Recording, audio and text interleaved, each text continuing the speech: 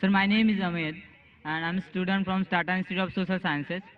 Sir मेरा सवाल यहाँ के उपस्थित जो सभी नॉन मुस्लिम भाई और प्रेक्षक हैं उनसे रिप्रेजेंट करता है। माना कि आपके अकॉर्डिंग अल्लाह जो है एक है और यहाँ उपस्थित सारे भाई जो है उनका अगर जन्म नॉन मुस्लिम में हुआ है तो एज ए सोशलाइजेशन के दौरान हमने जाना है कि हमारा धर्म जिसमें हम पैदा हुए वो बेस्ट है। तो अल्लाह ने फिर ऐसा हमारे साथ नाइंसाफी या फिर ऐसा उन लोगों के साथ नाइंसाफी क्यों की कि अदर धर्म में उनका जन्म हुआ है? भाई साहब आपका नाम क्या है? अमित। अमित भाई ने एक अच्छा सवाल किया है कि यहाँ अक्सर लोग गैर मुस्लिम खानदान में पैदा हुए, तो ये नाइंसाफी नहीं है कि मुसलमान मुस्लिम खानदान में पैदा हुए तो उनको इस्लाम धर्म मिला, हम गैर मुस्लिम खानदान में पैदा हुए हमें इस्लाम नहीं मिला, तो ये नाइंसाफी नहीं। और आप अल्लाह सुब्हाना व ताला से आखिरत में शिकायत कर सकते कि ये कैसा।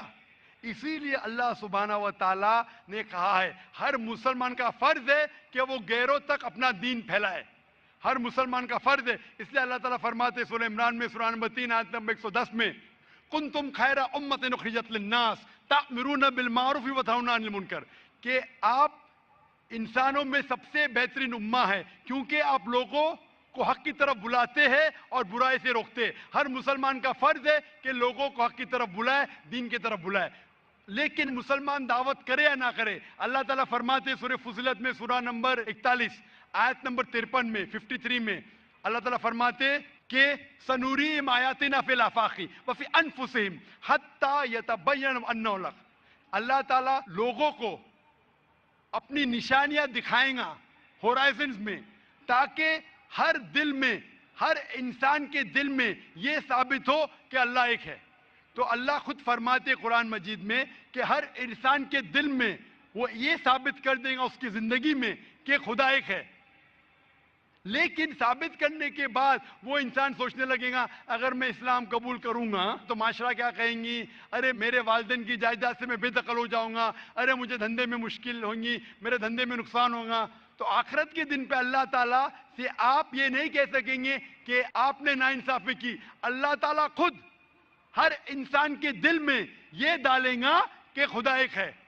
और आपके लिए तो ये भी बहाना नहीं है, आप इस मजमे में आ चुके हैं, मेरी जबान से सुन चुके हैं कि अल्लाह एक है, अल्लाह के अलावा कोई माबूद नहीं है। आपको आखिरत के दिन पे जरा भी शिकायत नहीं होना चाहिए अल्लाह से। अल्लाह ताला आपसे पूछेगा कि आप जब जाकिर भाई के लेक्चर के लिए गए, जाकिर ने साफ साबित कर दिया कि खुदा एक है, ना ही कुरान से वेद से साबित किया है, उपनिषद से साबित किया है, बाइबल से साबित किया है, फिर आपने क्यों नहीं एक अल्लाह में माने? तो आप क्या जवाब देंगे? बाकी गैर मुस्लिम को तो बाद में देख लेंगे, मैं आपके बारे में पूछता हूं कि आप खुदा को क्या जवाब देंगे आखिरत में? Actually sir I am not believing on God, मैं खुदा को नहीं मानता हूँ, क्योंकि इसका रीज़न भी इस तरह से होता है। आए दौरान पूरे विश्व में हम ऐसे हादसे देखते हैं, अगर भगवान है तो बम अटैक या फिर बाढ़, ये सारे जैसे हादसे होते हैं, वहाँ बेगुनाह लोग, छोटे छोटे बच्चे तक की जान चली जाती है। अगर अल्लाह वाकई है तो फिर जो बेगुनाह होते हैं वो लोग क्यों मरते हैं, जो छोटे बच्चे होते हैं उनका मृत्यु क्यों हो जाता है? भाई साहब का सवाल है कि वो खुदा में नहीं मानते क्योंकि अगर खुदा है तो बेगुनाह की मौत क्यों होती, बच्चे लोग क्यों मारे जाते? आप ऐसा पूछ रहे हैं कि टीचर रहते तो बच्चे फेल क्यों होते? अरे जो बच्चे नहीं पढ़ते वो फेल होते। डॉक्टर है तो लोग क्यों मरते? क्योंकि अल्लाह सुब्हाना व ताला कहते कुरान मजीद में कि हमने तुम्हारे औलाद, तुम्हारी बीवियां, तुम्हारी दौलत को एक फितना जैसे पैदा किया है। फितना है मतलब आपके लिए इम्तिहान है, एक इम्तिहान है कि अगर आपके बच्चे मरेंगे फिर भी आपको उस ईश्वर पे भरोसा है कहने।